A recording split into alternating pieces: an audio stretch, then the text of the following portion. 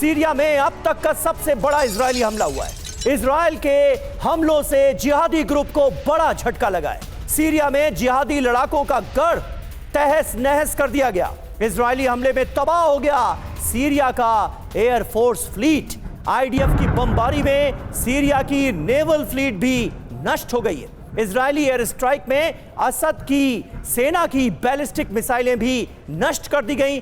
इन हथियारों पर कब्जे की तैयारी में थे विद्रोही।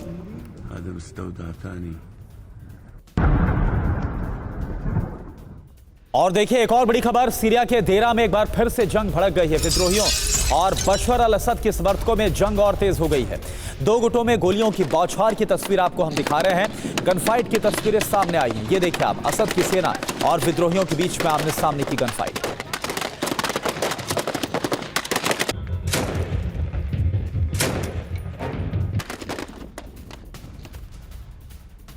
और रात भर सीरिया में इजराइल बमबारी करता रहा। 24 घंटे में सीरिया के 510 ठिकानों पर हमले हुए, इन्हें निशाना बनाया गया। दमिश्क से हमा तक इजरायली हमलों से जबरदस्त तबाही मची है। सड़कों पर कबाड़ बन चुके हथियारों को देखा जा सकता है। ये देखिए तस्वीरें जो सामने आ रही हैं, वो ये बता रही हैं कि किस तरह से बशर अल असद की सेना के पास जो तमाम अत्याधुनिक हथियार थे उन्हें नष्ट कर दिया गया है।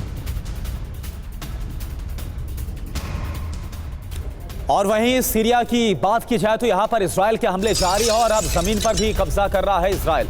जो खबर आ रही है, दक्षिणी सीरिया में इजराइल का कब्जा हो गया है और एक और क्षेत्र पर इजराइल ने अपना कब्जा जमा दिया है। और यहां पर आप देखिए कैसे जो इजराइल का फ्लैग है, झंडा, वो लगा दिया गया है। दक्षिणी सीरिया में 1000 वर्ग किलोमीटर पर कब्जा कर लिया है, जो अभी तक की खबर सामने आ रही है। इस ऑपरेशन के बाद दक्षिणी सीरिया के दारा दिशा में अल खुद्र शहर के ऊपर झंडा फहरता हुआ आपको नजर आ रहा है और इजरायली सैनिक ने यह झंडा लगाया है।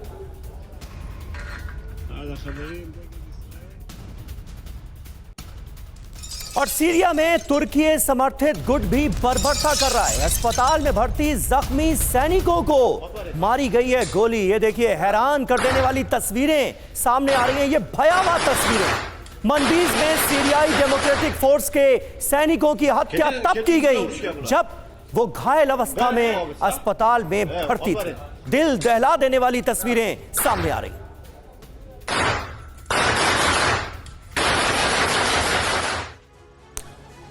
तो सीरिया में इस वक्त जमकर तबाही मची हुई है। इजराइल की बमबारी एक तरफ सीरिया पर हो रही है। अभी तक आईडीएफ की तरफ से जो कार्रवाई की गई उसके बारे में क्या जानकारी आप जानिए। अभी तक इजरायली डिफेंस फोर्स यानी कि आईडीएफ के 510 हमले सीरिया पर हो गए हैं।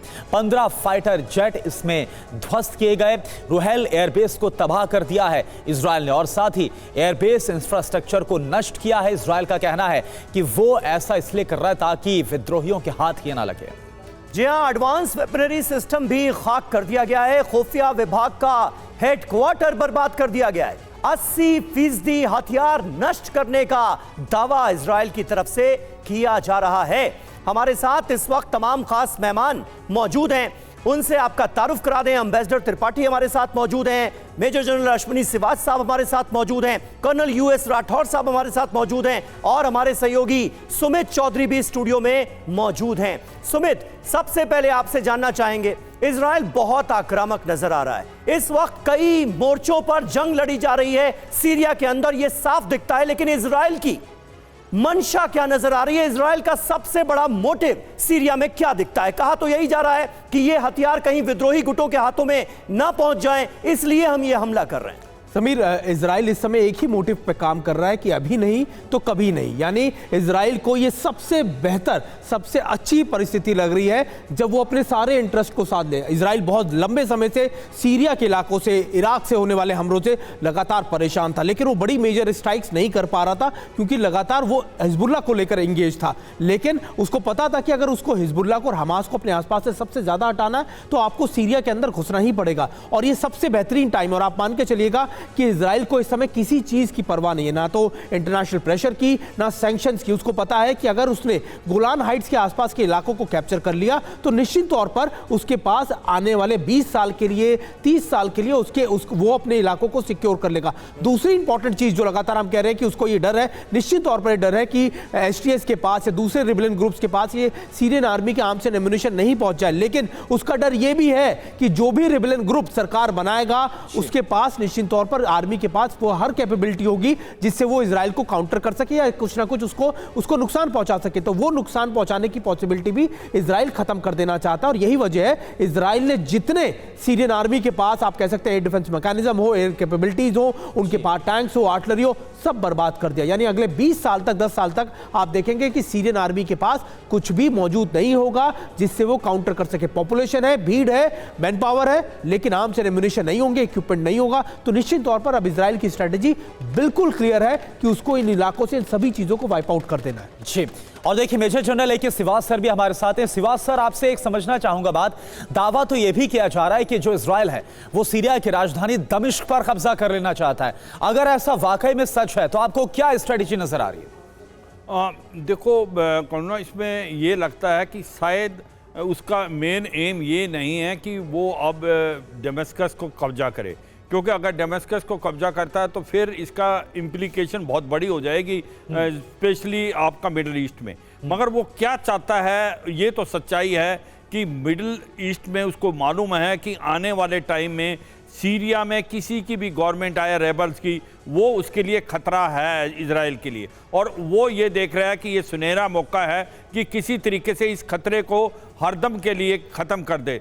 गोलान हाइट जो कि उसने 1967 में सीरिया से जीती थी, 1974 में एक पैक्ट साइन हुआ था, बफर जोन बना था, अब वो चाहता है इस बफर जोन को आगे बढ़ाए और ये चाहे कि जो काबिलियत और कैपेबिलिटी है सीरिया की उसको नष्ट कर दे, चाहे वहाँ पर कोई भी रूल करे, उसकी मिलिट्री पावर को इतना ध्वस्त कर दे कि वो आने वाले समय में आप सीरिया की तरफ से कोई भी एक प्रकार से प्रॉब्लम ना डाले।